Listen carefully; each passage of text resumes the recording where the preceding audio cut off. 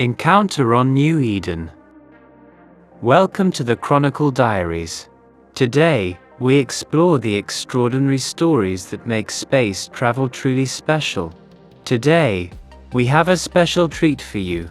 We'll be taking you on an adventure through the vast expanse of space, where you'll hear the whispers of the stars and meet some amazing alien species.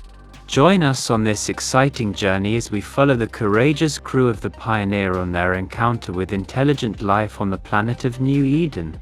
So sit back, relax, and let us transport you to a world full of wonder and discovery. Let's begin. Chapter 1. Arrival on New Eden.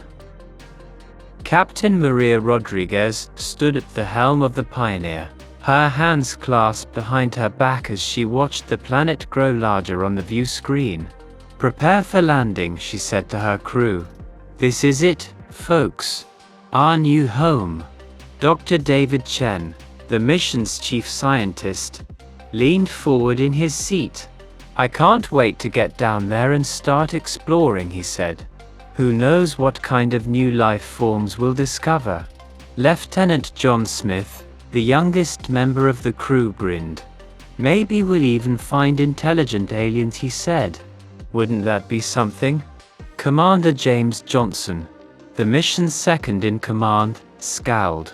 "Let's not get ahead of ourselves, Lieutenant," he said. "Our priority is to establish a base camp and ensure the safety of the crew." Captain Rodriguez nodded. "Commander Johnson is right," she said.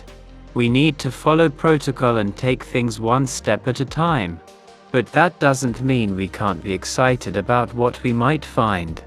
As the Pioneer descended through the planet's atmosphere, the crew braced themselves for a rough landing. But thanks to Captain Koji Nakamura's expert piloting, they touched down smoothly on the surface. "Welcome to New Eden," Captain Rodriguez said as she unbuckled her seat belt. "Let's get to work." The crew quickly set up their base camp, which consisted of several modular structures that could be assembled and disassembled easily. Dr. Chen and his team began taking soil and air samples, while Lieutenant Smith and Captain Nakamura explored the surrounding area. Dr. Li Wei, the botanist on the mission, was fascinated by the unique flora on the planet. "These plants are like nothing I've ever seen before," she said as she examined a bright purple flower. "I can't wait to study them more closely." Lieutenant Sarah Patel, the communications officer, was responsible for establishing contact with Earth.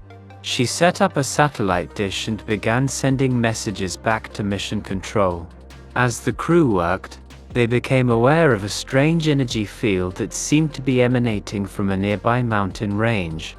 "That's odd," Dr. Chen said as he examined his readings. "I'm picking up some unusual readings from that direction." Captain Rodriguez frowned. "We need to investigate that," she said. "But first, let's get some rest. We've had a long journey, and we need to be fresh for tomorrow." As the crew settled down for the night, they couldn't help but feel a sense of excitement and anticipation. They were on the brink of discovering something truly extraordinary, and they couldn't wait to see what the next day would bring. Chapter 2. Encounter with the aliens. The next morning, the crew set out to investigate the energy field that Dr. Chen had detected the previous day. They hiked through the mountain range, their suits protecting them from the harsh terrain. As they approached the source of the energy field, they saw something that made them stop in their tracks. A group of humanoid creatures was standing in front of them, their skin a shade of blue, and their eyes glowing green. The crew drew their weapons, but the creatures didn't seem to be hostile. In fact, they communicated with the crew through a telepathic link, introducing themselves as the inhabitants of New Eden. Captain Rodriguez stepped forward, her weapon at the ready. "What do you want?" she asked. "We mean you no harm," one of the creatures said. "We are the guardians of this planet. We have been watching you since you arrived." Dr. Chen stepped forward, his scientific curiosity getting the better of him. "What are you?" he asked. "Are you some kind of alien species?"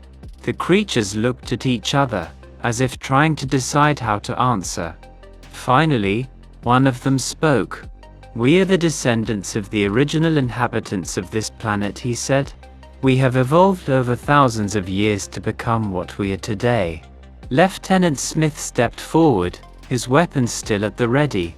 "Why didn't you make yourselves known to us before?" he asked. "We could have avoided this confrontation. We did not wish to interfere with your mission," the creature said. "But when we detected your presence, we knew we had to make contact. We cannot allow you to harm our planet." Captain Rodriguez lowered her weapon, sensing that the creatures meant them no harm. "What do you want from us?" she asked. "We want to coexist peacefully with you," the creature said. "We have much to offer each other. We can share our knowledge and resources." The crew looked at each other, unsure of what to do. They had come to colonize the planet, but they couldn't ignore the fact that it was already inhabited by an intelligent species. Dr. Chen was fascinated by the creature's technology and culture. "This is incredible," he said. "We could learn so much from them." Lieutenant Smith was convinced that they could coexist peacefully with the creatures. "We just need to understand their way of life and culture," he said. Commander Johnson was more concerned about the safety of his crew. "We don't know what these creatures are capable of," he said. "We need to be cautious." Captain Rodriguez knew that they had a difficult decision to make. They couldn't just ignore the creatures and proceed with their mission, but they also couldn't abandon their mission and leave the planet. They needed to find a way to coexist with the creatures. "We need to establish a dialogue with them," she said. "We need to learn more about their culture and way of life. And we need to find a way to coexist peacefully with them." The crew looked at each other, knowing that their mission had just taken a new and unexpected turn. They had come to colonize a new planet, but now they had to navigate the ethical and moral dilemmas that arose when trying to coexist with an intelligent alien species. Chapter 3: Learning from the Aliens.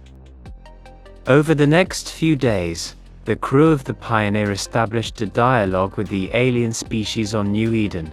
They learned that the aliens had a highly advanced civilization, with technology that was far beyond anything humanity had ever seen. Dr. Chen was fascinated by the aliens' medical technology. "They have found a way to cure all diseases," he said. "Imagine what we could do with that kind of knowledge." Lieutenant Smith was impressed by the aliens' energy technology. "They have found a way to harness the power of the sun," he said. "We could learn so much from them." Commander Johnson was still cautious, but he couldn't deny the potential benefits of working with the aliens. "We need to be careful," he said, "but we also need to keep an open mind." Captain Rodriguez was impressed by the aliens' peaceful nature. "They have no intention of harming us," she said. "We need to respect their way of life and culture." As the crew spent more time with the aliens, they began to understand their way of life and culture. They learned that the aliens were peaceful and had no intention of harming them. Dr. Wei was fascinated by the aliens' flora and fauna. "They have plants and animals that are unique to this planet," she said. "We could learn so much from them." Lieutenant Patel was responsible for establishing a communication link between the aliens and Earth. She was amazed by the interest that the rest of the world had in the aliens.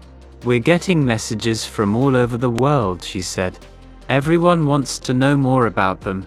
As the crew worked with the aliens, they realized that they couldn't just abandon their mission and leave the planet. But they also couldn't ignore the fact that it was already inhabited. They needed to find a way to coexist with the aliens. "We need to find a way to share this planet with them," Captain Rodriguez said. "We need to respect their way of life and culture." The crew worked with the aliens to establish a plan for coexistence. They agreed to share resources and knowledge, and to work together to explore the planet.